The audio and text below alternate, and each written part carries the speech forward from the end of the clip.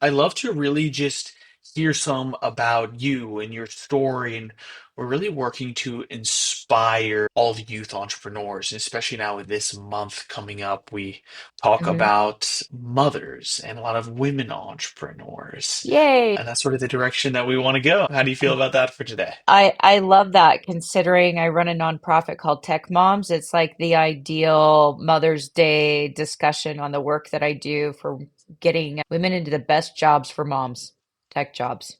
So, tech moms is getting women Yeah, into specifically yeah, tech jobs. yeah.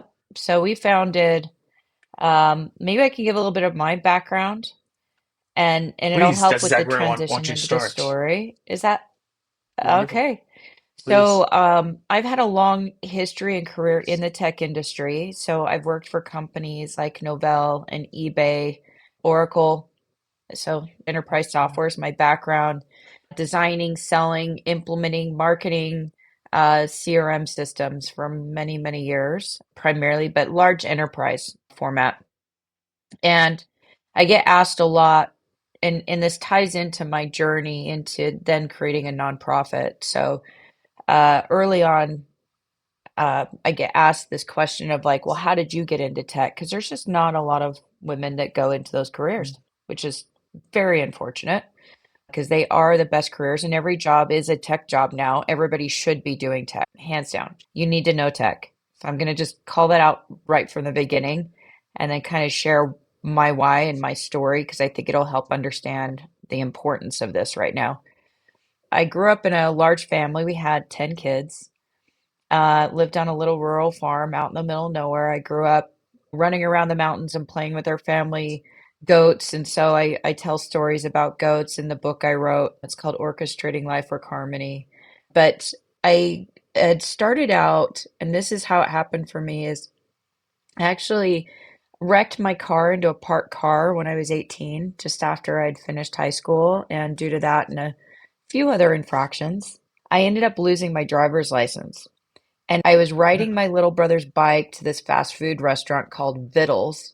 It's now Arctic Circle. I was just sliding around on these greasy floors, and I'm just like, I cannot live this life. Like, this is not where I want to go. And I knew it, right? Like, I knew there was something more out there for me. And so I started to look at how do I get an education. I saved up those Vittles dollars and I made it into my first semester.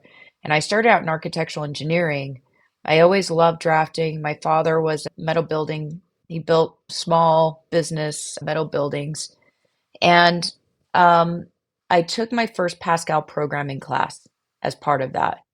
And I just Pascal knew, program. like What's Pascal. up the Pascal program? Nobody even knows what it is anymore. It's hilarious. It's Pascal. It's Pascal. Go get a computer science historical lesson. It's a programming language that no longer exists anymore.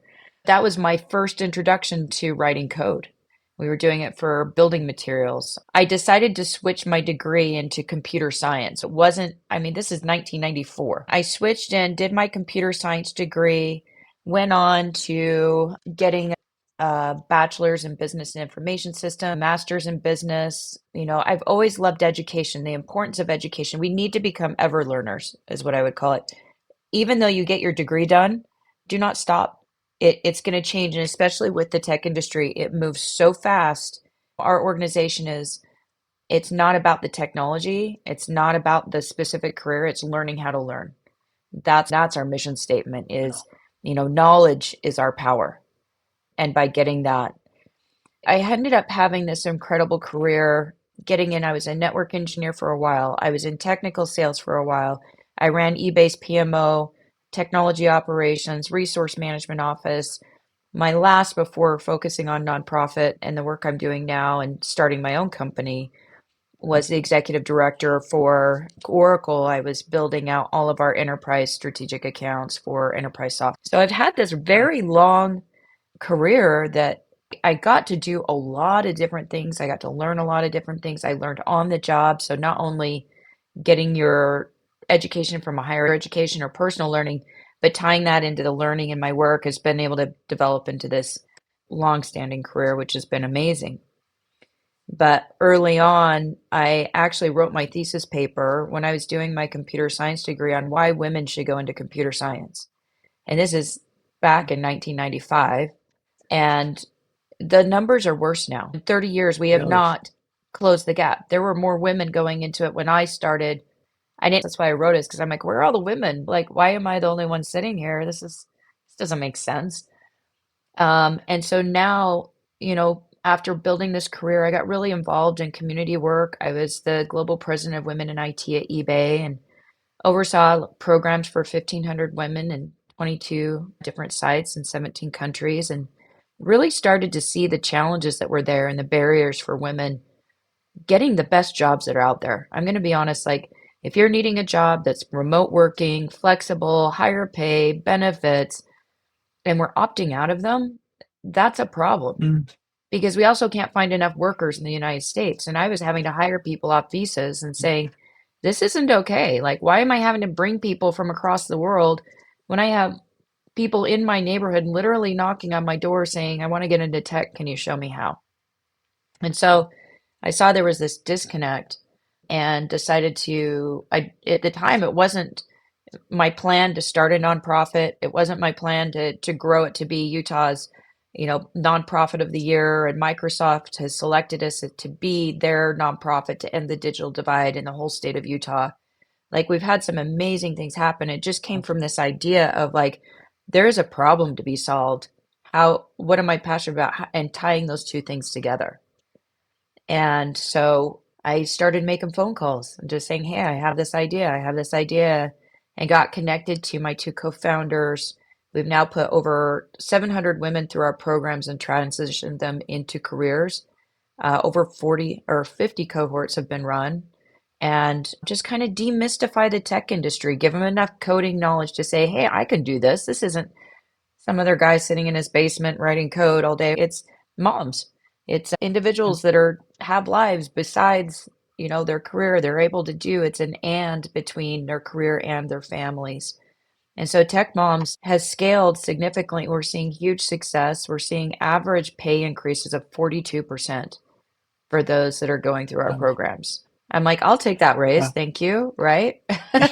Yeah. So Yeah. that's a little bit, I mean, it's a very high level brief journey, but just really focusing on where the needs are, where the problems are, and digging in and solving those.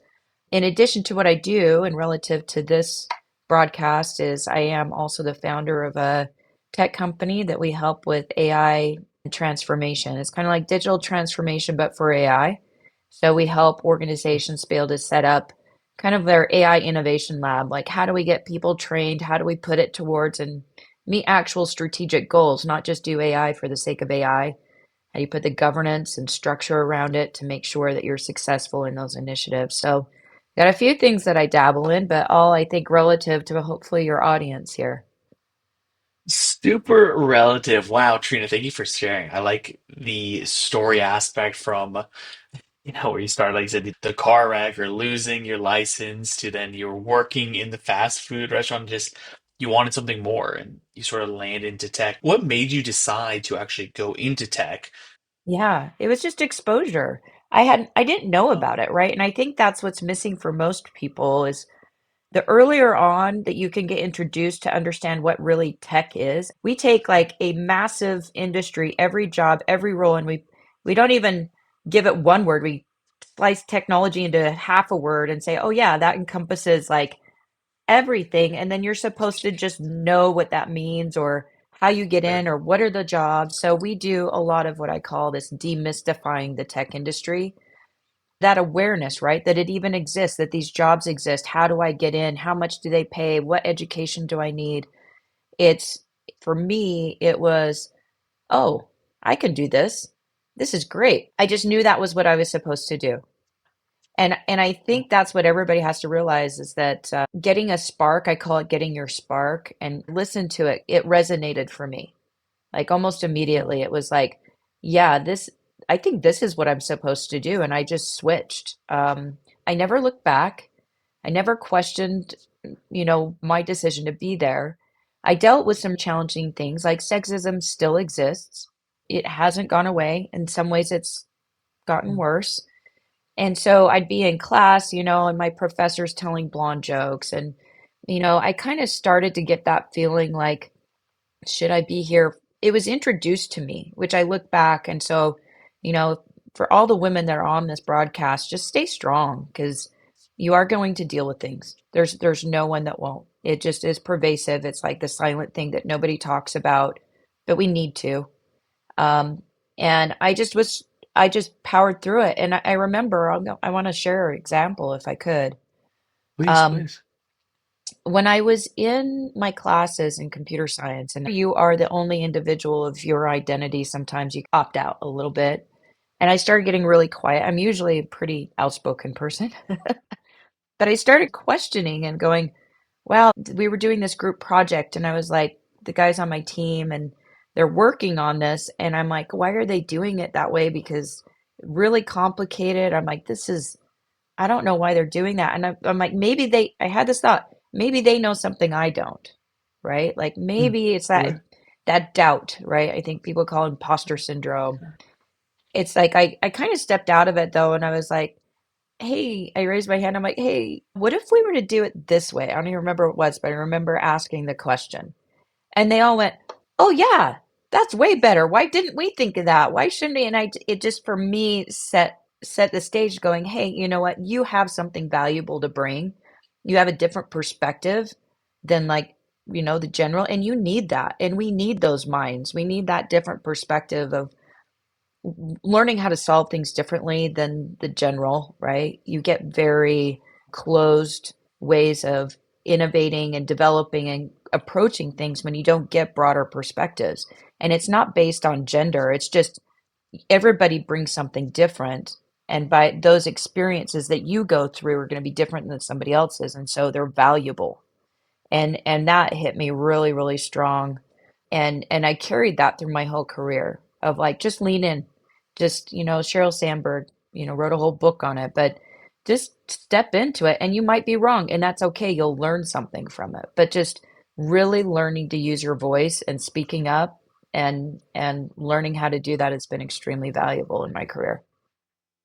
Wow. I love that message there of, we're all unique in our experiences, right? Where Hmm. we come from. And that gives us a lot of value. And so in that situation that you shared, you were it sounded like the only woman. And so at first you were Yeah. reserved, but then when you Yeah. finally had this courage of to ask the question, well, what if we did this? It actually empowered you to realize it's a strength that I'm different, huh? It is.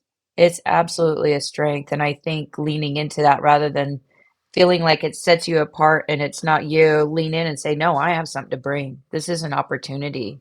I've got something unique nobody else is going to be able to bring to the table. Don't hide that. Absolutely amazing. And so, talk to me a little bit more now. So then, your career worked for Cisco and for eBay, like some big these hitters, right?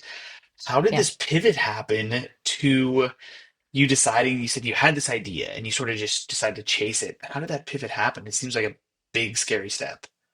Yeah. And it was Oracle, not Cisco. I just want to make sure I got that right. But Oracle, excuse me, yeah, Oracle. I think throughout my whole career, when you're working in a large enterprise or a small enterprise, right? Of being open to seeing the problems that exist. I kind of leaned on it on like why I started my nonprofit, right? There are problems to be solved, and the more you can be aware, rather than just getting caught up in my day-to-day tactical, this is what I was assigned to do. A lot of times looking for where the problems and the gaps are in the organization that you can help solve, it gives you the ability to really lean into, hey, I'm seeing this problem. Am I okay to take this project on and learn how to solve it, right? And then present the solution. You get to be known as the solver. And that in my career, one example is at eBay. I was there, I was implementing their their CRM systems for all their account management teams. We were designing and implementing those. And back in the day, I don't know if everybody's heard of a UI UX designer or user experience designer. That role didn't even exist. That was probably 15 years ago, maybe 20 years now, where that role started to be developed. It was the developers that would write the code, right? And you get these horrible interfaces of let's stick 200 different data points on one screen that, and then as a user, we had 9,000 agents around the world that were trying to use these systems and they're just like trying to train, it was taking months to train them on how to just navigate this horrible interface. And so I identified this is a problem. Like we need to put like a product strategy organization together. We need to put some effort into our user experience. It's costing us money here, here, and here. I put a proposal together, took it to our senior vice president. They said, this is great. Go do the research. I did the research. I came back, put a proposal together on how we could structure the team, and then said, this is awesome. Why don't you go run it? So then that's where I moved into running product organizations. And just, I didn't know it. I just knew we had a problem and I figured it out. So I think the more you can be aware of where the problems are and then just go figure out how to solve them, figure out the right people, have the conversations on getting feedback and to learn to do that. That's the key. And in your career development, if you're starting a business to solve a problem. What problem are you solving, and get really targeted on your messaging to your customer base and your prospects of here's what we're going to solve for you. It's going to change all your marketing, all everything that you need to be able to scale your business. What a great basis and like mindset to have, right? And awesome example that you've found this problem. It's taken us months to teach people how to use the software, to use the interface. This is a huge problem that's going on. And you didn't know what the solution was. But once No. you find a problem, a real problem, then finding a solution and just figuring it out as you Yeah. go, that sounds like sort of the advice, right? Find a real problem and Yeah. then start to figure it out from there. Get really clear on the problem definition first and then dig in from there. Once you clarify it, like, okay, now how do we solve it? Really clear on the problem definition. And so it sounds like then you saw a bigger problem or problem you really wanted to solve is how you pivoted into your nonprofit. Yes. I started Tech Moms out of anger.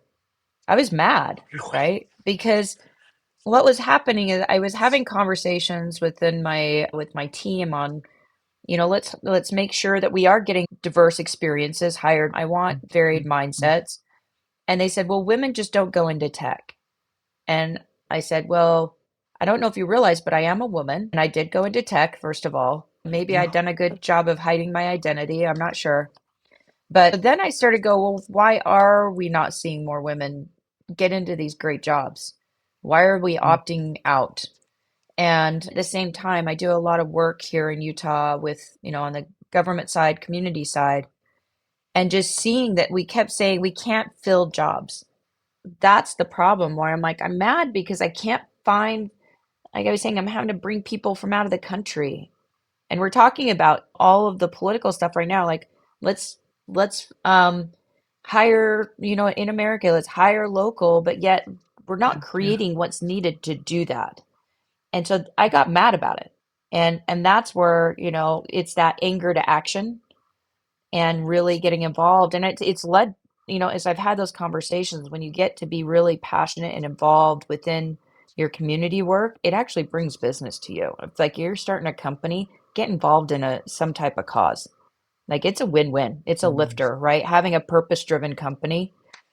And so I just started saying, let's solve the problem. And, it started with the idea for one. We ended up doing two pilots. We've now run over 50 cohorts. And and we're scaling from there. Like we're expanding as fast as we can.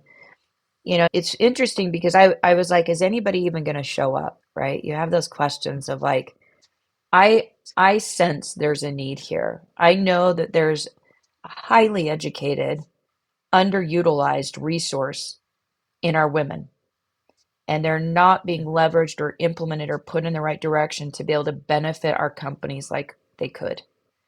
And that's what I started from as my problem statement is I need to create awareness, not just for the individuals of the opportunities that are out there for them, but also within our businesses and within our government to be able to say, we need to solve this problem because nobody had been having the conversation before.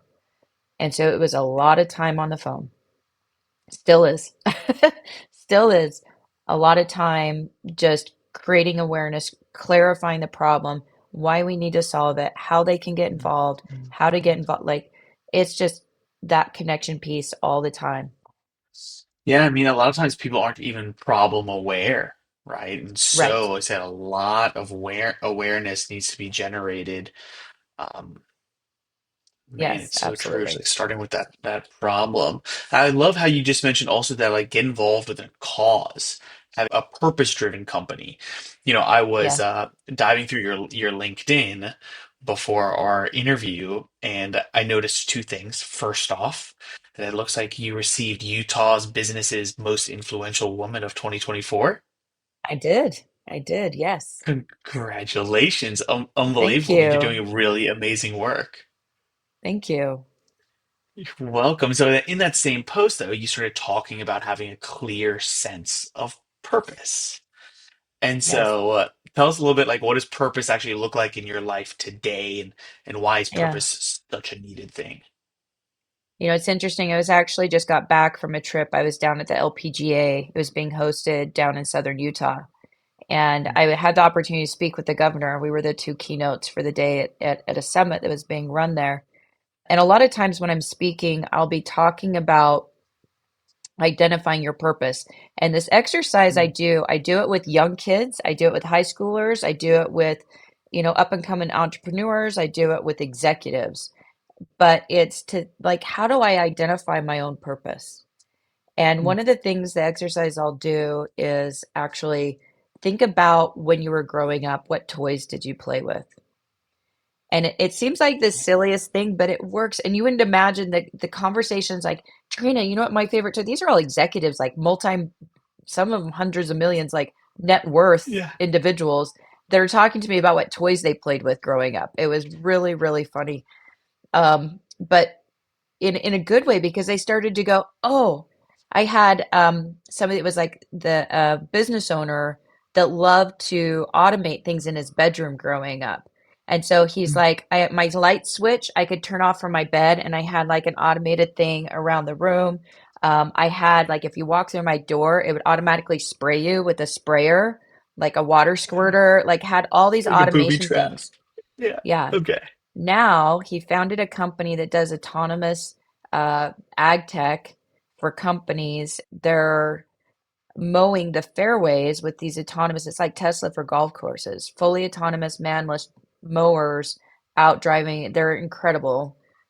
But yeah, that's it you just never know. But it's interesting as you look back on like what gave you interest, like were you outdoors all the time? Did you chase butterflies and have, get into science? Or for me, this was mine. I love Barbies, I love fashion, but I love building motorized cars for my Barbies. I had an erector set that had motors in it, and I would build these machines for them. And I actually would take them. I love the mountains, so I was out in the mountains all the time and take them outside and ride them around the mountains. And so they were like the first Barbie ATVs, I think, back in the early 80s. I was the creator of those. I should have monetized them. But it's like if you think back, and everybody, it's so much fun, right? To think about like Yeah. what gets me excited. Am I aligned? Because when you find that thing that gives you energy and purpose, and it's not work anymore. Like your business doesn't feel like a drag. It's like, oh, this gets me up every morning. I'm excited to go tell people about what I'm doing. I love talking about it. People can feel that energy from you and they're drawn to it, right? If I'm out selling something that I just can't get aligned to and it's not aligned to me and my vision and purpose, it becomes less powerful. So find that purpose, right? Like dig in, think back about what you did. Um, I could go on. I know we don't have a lot of time, but what do we got? Are we wrapping up in like 15 minutes? I I'm don't want to. I'm okay with time if you still have a few minutes. Yeah, yeah, I'll tell one more Perfect. story. This is kind of Please. interesting. So when I was writing my book, you start to have these stories like because it's a bit memoir plus like how to like center yourself in your life's garden. And I use the analogy of a garden and the goats you don't want to come in and consume your garden, right? And so I'm reflecting on these stories, and I had actually run for homecoming queen for an organization called VICA in high school, Vocational Industrial Clubs of America. So I loved, obviously, I was into drafting and engineering very early on. I just loved it. I'm the only woman in it again. So I've always gotten kind of used to being the one that's there, and it's just become easier for me. But they came to me and they're like, Trina, can you run for homecoming queen? And it was like a default because I'm the only woman in the organization, right? Like, so, but I don't know, but okay. So I do this skit, and I have my friend Greg. He's on the stage and he's on a computer, and I come out in like this maid's outfit, and I've got a mop, and we're talking about like, getting connected into jobs that are in, better jobs in vocational industry. My dad had this deep Johnny Cash voice, and so he's like, I'm like, Dad, can you record this? And so there's this, is your dead end stuck in a job? Is your rear going nowhere? Like it was so cheesy, right? And I, get with Greg and I'm like, oh, I'm gonna move into vocational clubs America, whatever. I was writing this story and I'm like, oh my gosh, I was putting people into vocational jobs even in high school. I didn't think about it then, and this is years later, I'm reflecting and going, this has always just been there. I did a lot of other things to give me the experience to now do what I'm doing. And I feel very fortunate to have found that because I don't know if a lot of people have spent the time to figure out what their vision and purpose is and seeing if their work is aligned to it because it's so powerful. Once you connect those two things, the universe starts putting the right things in place for you and it just starts to go. And some people, it's immediate. I Mm. had one woman after I spoke once come up to me, she's like, Trina, I know what I'm supposed to do in life. I'm like, oh, that's great. What is it? And she goes, quilting. And I'm like, okay, I didn't expect that. But she ended Uh-huh. up starting a quilting business and became really successful. Like she just was like, oh, I can do this as a business and make it, that was supported her family and did all these things. Like, it doesn't matter what it is, like your version is different than my version. It's not right or wrong. It's like go find that spark and follow it. Put it into a flame and Uh-huh. then, next thing you know, it's an inferno and growing. Oh, It's I fun. love Fun to that. do that. It is so much fun. You're so right that like if you can find that purpose and like it's such a great tip to think back like what toys did you play with? And it's great for some of our young Mhm. entrepreneurs that are hopefully listening to this. It's like, Yeah. what are the activities that like, you maybe still like to do, right? And it's like now how can you Yeah. turn that into a business, into a bigger purpose? Because then it's just gonna Yeah. come out of you and like everybody's gonna want to Yeah. listen and feel the passion and you're not gonna feel like you're Yeah. working really. It's not a hard of a sell or a lift when they can feel it. Mm, Emotions mm. are powerful, like that connectedness.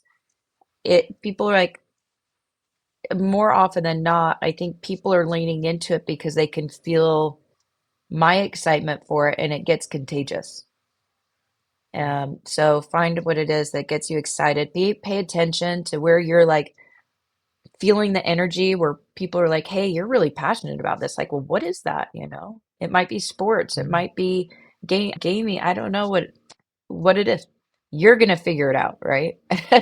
I can't tell anybody what their version is, but yeah, spend some time on it. I have a workbook I created that kind of helps with that process of being able to, go from like identifying your journey and transitioning into your purpose and putting it into action. Nice. Where can people go find this workbook? It's out on Amazon. If you look for, I have a book and a workbook, and it's under Trina Celeste, and just search for Orchestrating Life Work Harmony. And there's a book and a workbook out there. Orchestrating life work Yes. harmony. Yeah. Beautiful. Trina Celeste. Trina, thank you so much.